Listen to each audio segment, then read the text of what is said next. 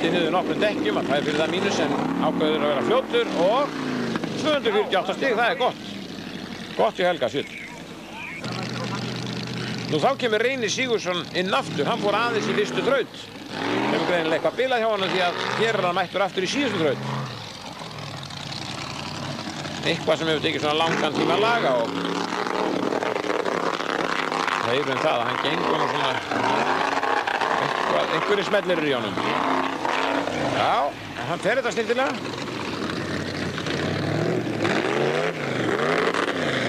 Reynir Sigurðsson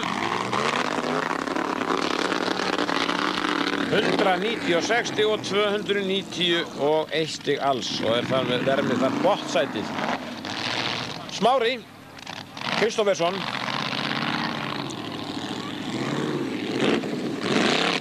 Já, ákveðin, mjög ákveðin, mjög ákveðin.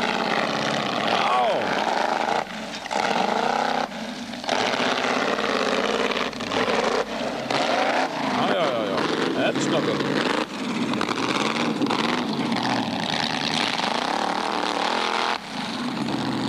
$246 stig.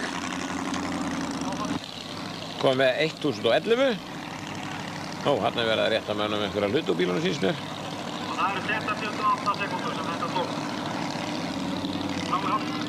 Þá er það síðasti bíl og það á að vera Örn Thomsen. Og það er gamla heimasætan.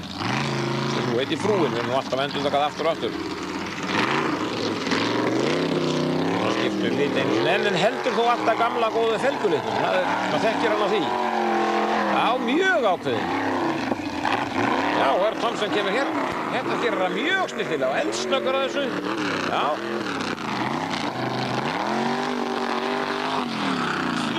297 stig og þar með vinnur hann þessa þraut.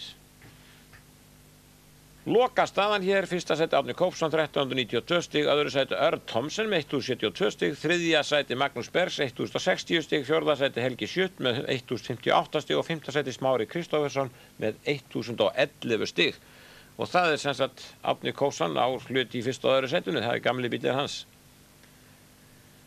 Og svo kemur nummer 6 Steinar Már Gunnsteinsson með 788 stig, 7. sæti Gísli Hauksson með 730 stig, 8. sæti Reynir Sigurðsson með 291 stig og 9. sæti Guðbergur Guðbergsson með 250 stig og þessu sæti hefur Guðbergur ekki verið í áður og verður ekki lengi ef ég þekki minn mann rétt. En við þökkum fyrir í dag, verið þið sæl.